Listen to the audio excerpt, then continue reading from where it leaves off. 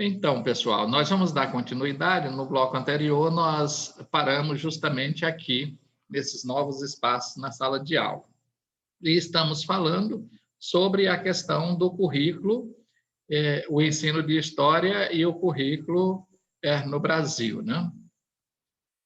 Aqui nós já vimos, dentro desses novos espaços, na sala de aula, que o conteúdo passa a abordar a história das minorias, né? Algo que, na concepção positivista, não se levava em consideração. Se levava em conta os grandes fatos, os documentos referentes aos grandes acontecimentos, e agora aqui se leva em consideração o que é chamado de história das minorias. E a história das minorias, elas perpassam pela mentalidade, né? A história da mentalidade, como as pessoas veem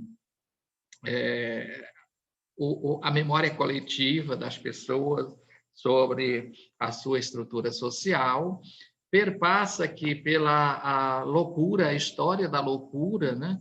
É uma área dentro da produção histórica, entender por que as pessoas enlouquecem isso historicamente, né? Aí, quem trabalha com essa área de história, a Mel Priori fala alguma coisa sobre isso aqui, a história da loucura, né? Como isso acontece de acordo com as estruturas das sociedades, como isso era tratado, né? Então, são novos espaços que vêm surgindo para dentro da sala de aula. A tal ponto que hoje a gente já tem, não só de hoje, mas de há tempo, né? Já temos aí as políticas públicas para o atendimento às pessoas consideradas com deficiência na sala de aula, aquilo que nós estudamos naquela disciplina anterior, né? Tem também a questão do corpo, né? Que também leva-se em consideração.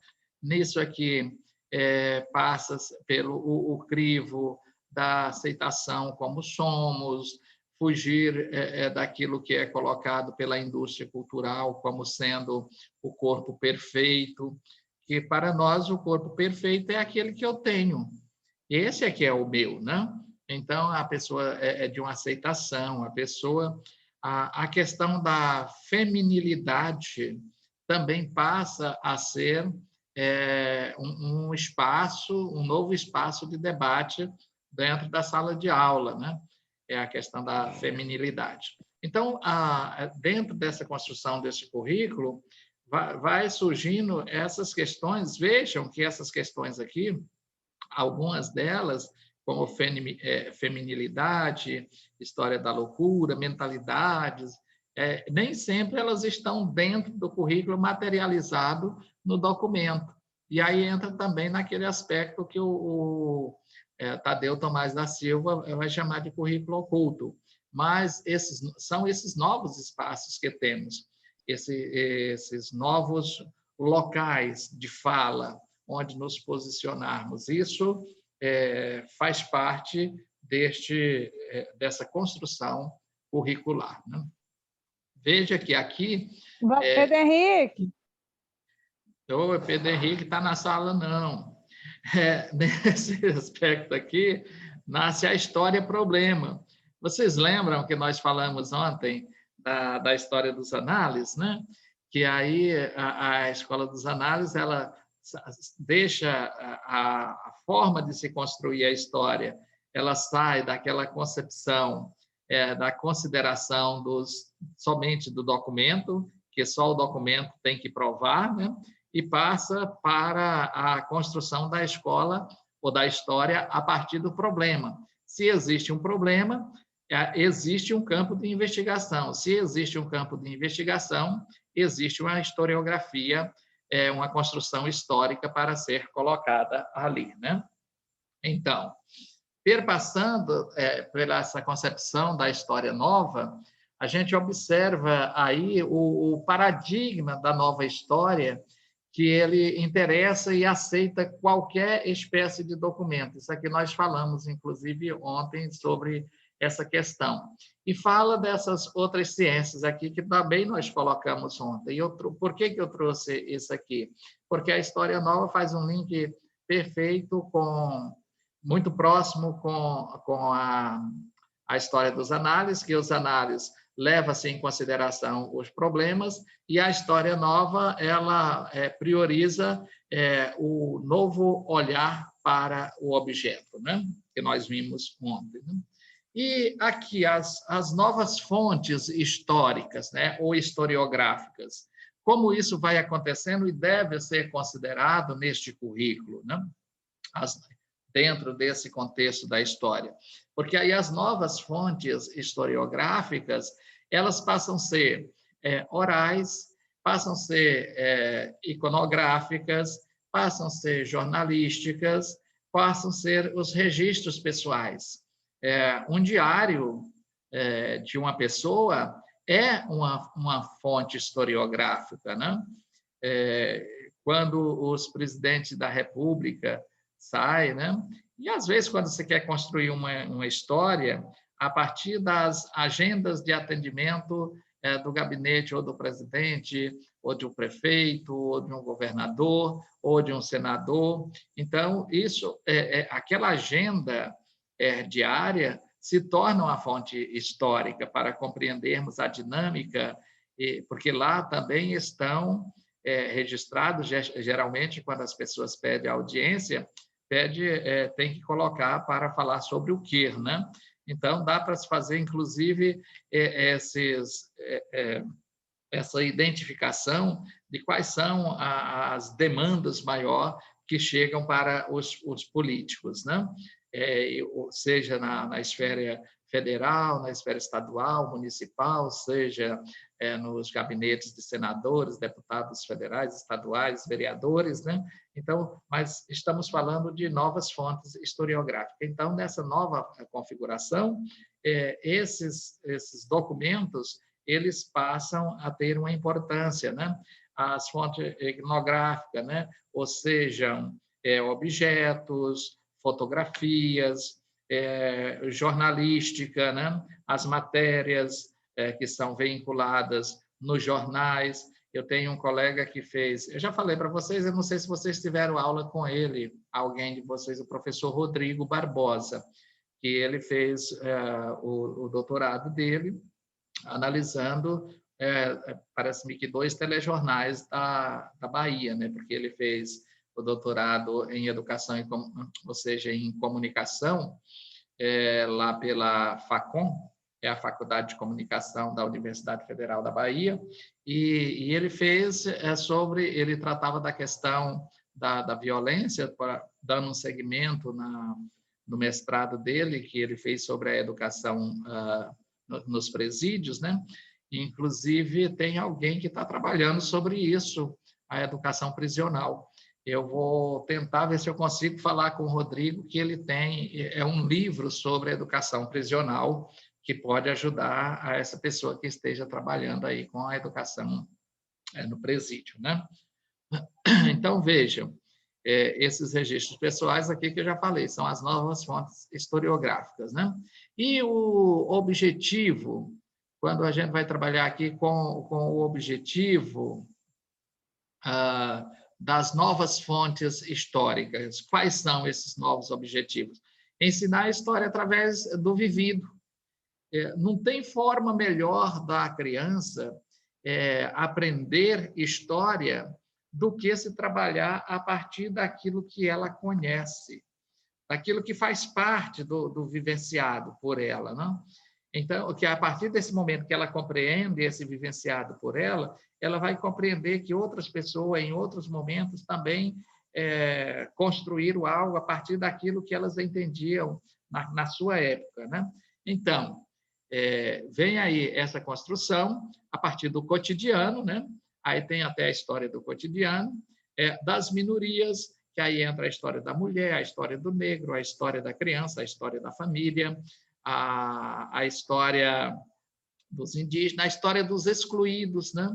Daquelas pessoas que não têm acesso e que, às vezes, aquela criança que é lá do bairro, aquela criança que é lá da periferia, ela tem isso aqui, a vivência com isso aqui, as pessoas excluídas, que não tiveram acesso ao ensino superior, que não tiveram acesso a uma boa escola, às vezes até por a região que ela mora ser uma região de conflito, ser uma região perigosa, que as pessoas não colocavam lá as instituições que pudessem trazer uma boa educação.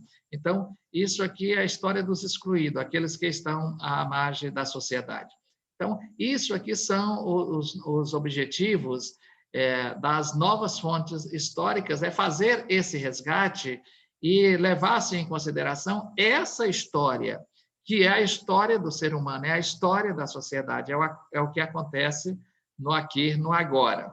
Observe aqui que Gasparello, ele diz acerca disso que a partir dessas transformações, essas transformações no modo de ver o mundo, no modo de construir a história, no modo de se construir o currículo também, porque essas mudanças elas vão estar patentes também lá dentro do currículo, que a partir dessas transformações define-se como uma história-problema que tem como traço significativo a sua abrangência interdisciplinar, né?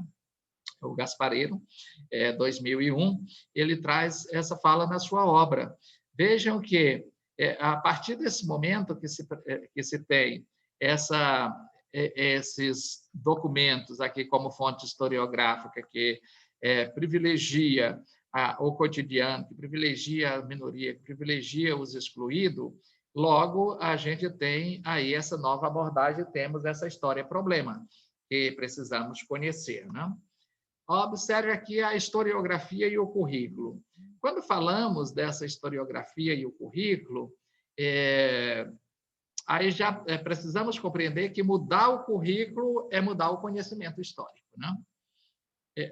Ou seja, esse conhecimento histórico ou aquele conhecimento histórico que vinha da concepção positivista, agora ele é mudado, ele passa por essas mudanças, que agora não são mais só os documentos produzidos nos gabinetes, produzidos nos palácios, seja federal, seja estadual, ou nas prefeituras, não são só esses documentos que são fontes históricas, né? Agora nós temos, inclusive dentro da nossa sala de aula, como elegermos novos documentos e esses documentos fazer um link direto e até mesmo pertencerem ao currículo escolar. Então, quando se muda esse currículo, como disse aqui o Gasparello, né? Quando muda essa forma aí de transformação, aí tem a história-problema, e essa história-problema tem esse significado na abrangência que perpassa, inclusive, pela interdisciplinaridade. É lá onde a gente tem condições, inclusive, de estabelecer os projetos interdisciplinares para atender às necessidades que são urgentes e emergentes dentro de uma sala de aula, né? Então, a história temática no currículo também já se perpassou por essa questão da história temática. A história temática, aqui ela trabalha o mesmo tema com diferentes grupos sociais ao longo da história, né? Ou seja, você vai trabalhar a história da riqueza, né? Então, você pega isso dentro de um grupo social da elite política, né? Esse tema tem um significado, mas você pega ele dentro da elite empresarial, dos industriais, né? Esse mesmo tema tem um outro significado. Você pega isso dentro dos empresários do ramo do comércio. Esse mesmo tema, história da riqueza, vai ter um outro significado pela forma como os indivíduos encaram a maneira de produzir a riqueza, né? Então, vejam que aí o simples fato de se trabalhar com tema, ou seja, trabalhar com temática, não é a garantia de rompimento com a visão determinista. Isso, Jacques Legoff, ele fala isso. Lá em 91, Jacques Legoff já falava isso, que não é só mudar esse simples fato de trabalhar com o tema que vai fazer com que vai garantir o rompimento com a visão determinista de outrora. Isso ele traz essa fala para chamar a atenção dos professores que, quando entra no currículo, nas diretrizes da história temática, muitos educadores achavam que trabalhar com a história temática havia ocorrido uma transformação na forma de se aprender, de se construir, aprender e ensinar história. Quando, na verdade, o Jacques Le Goff está dizendo que não é isso.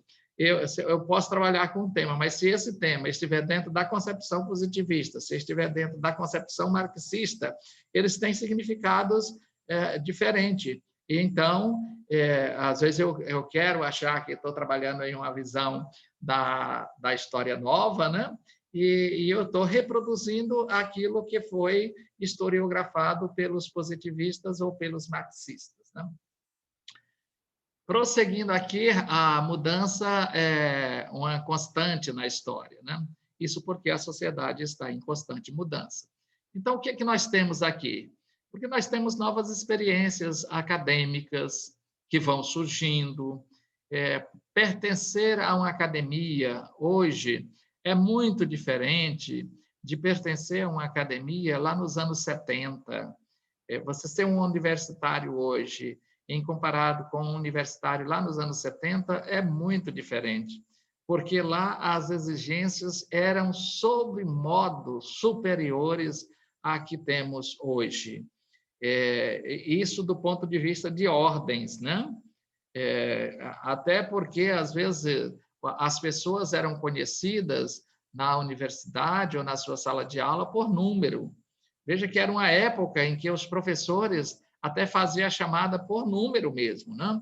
Eu acho que alguns de vocês passaram por isso, onde falava o seu nome no primeiro dia de aula. Aí, fulano de tal, seu número é tal. Então, quando vinha a chamada, número 1, número 2, número 3, número 4... professor, eu lembro desse tempo. Então, o que era isso? Era uma visão de controle com base na ideologia dos governos militares, que tinham, por sua vez, para além da repressão, estavam ancorados em uma estrutura tradicional de uma visão positivista. Então, veja que nas universidades, naquelas mais tradicionais, inclusive, que até os pais preferiam, os pais que faziam parte da elite da sociedade daquele período, preferiam que os seus filhos fossem para essas instituições, eles lá recebiam número, inclusive o lugar de sentar, a cadeira número tal, a cadeira número 2, a número 3, a número 4, é lá onde você senta. E o professor já tinha um mapeamento da sala de aula, que já sabia certinho quando alguém fazia algo, pelo número da carteira, ele já sabia quem era a pessoa, né? Então, vejam, que aí vem essas mudanças constantes. Hoje, eu ainda fiz uma pós-graduação, agora, no final da década de 90, eu fiz uma pós-graduação em Política e Estratégia Nacional. E quando nós chegamos no curso, nós recebemos número, né? O meu número, por exemplo, era 87.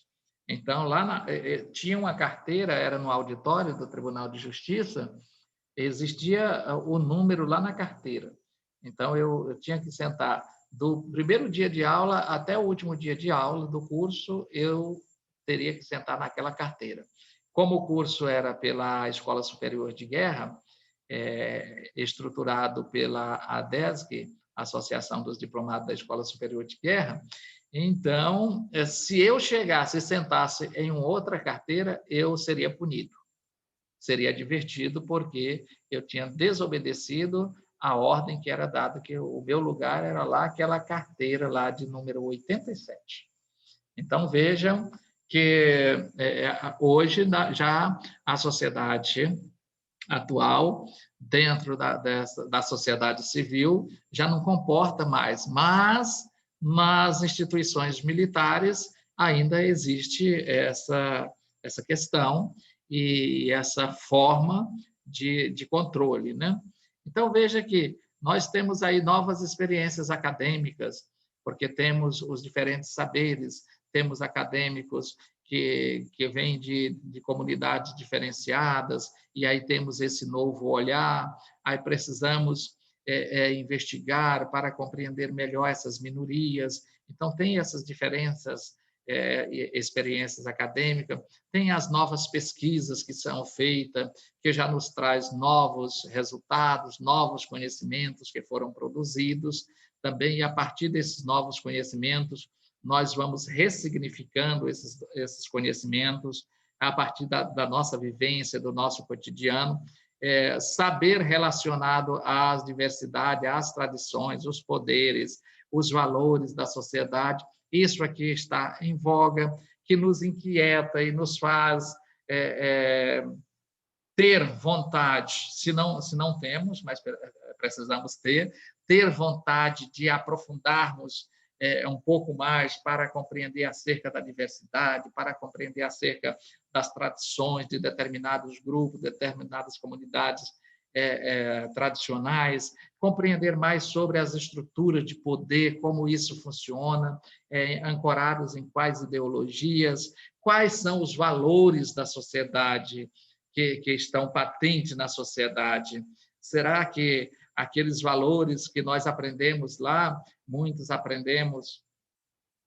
de nós aprendemos, inclusive lá no catecismo, quando vinham os 10 mandamentos, não matarás, não roubarás, não cobiçarás coisas alheias, né?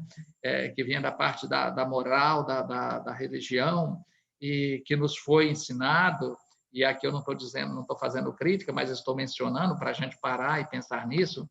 Será que, de fato, aqui dentro dos poderes constituídos, esses valores eles estão sendo respeitados, eles estão sendo obedecidos, né? Até aqueles órgãos que tem lá, como o Supremo Tribunal Federal, você entra, está lá uma cruz, lá no plenário, na parede do plenário, não? E aí como é o agir prático das autoridades, do poder judiciário, como é que funciona em relação a esses valores da sociedade, né? Então, são novos cenários históricos e sociais que nós estamos vivenciando, né? Então, veja que o currículo, como difusor da história, como é que ele funciona? Ele consolida a identidade da história no tempo, nos aspectos culturais. Veja como é que ele consolida essa história, o currículo de história. Ele vai consolidar no tempo, nos aspectos culturais, das práticas culturais, nas questões étnicas, religiosas do Estado ou nação, né?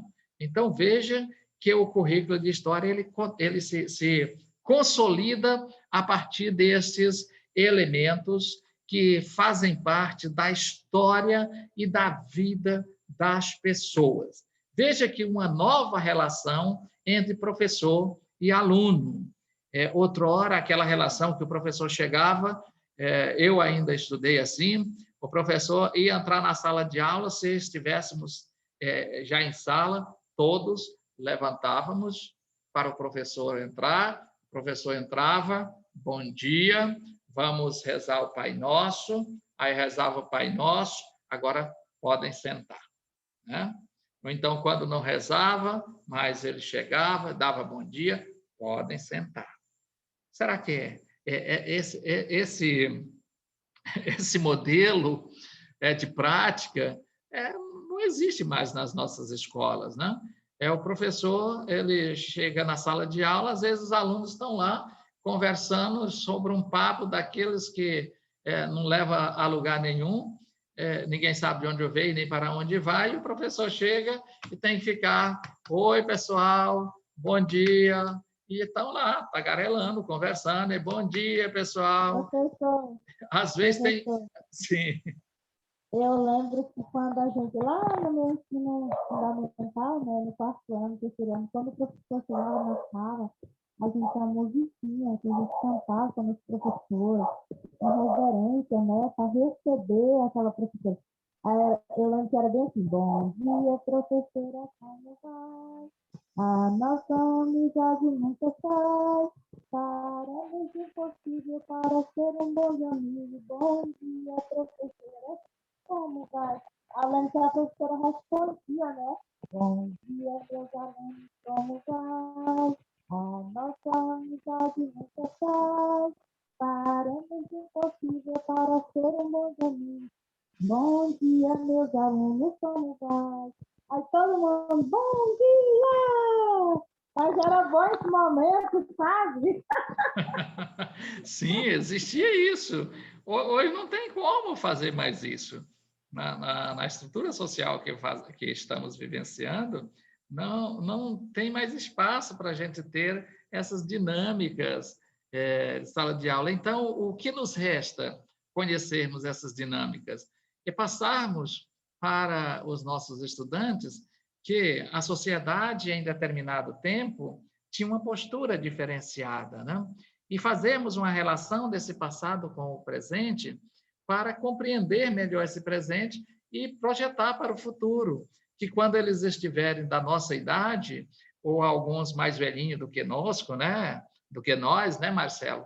Eles vão ter vão encontrar muitas diferenças desse período que hoje eles acham que estão vivendo um momento que é um saco, que é chato, que é insuportável.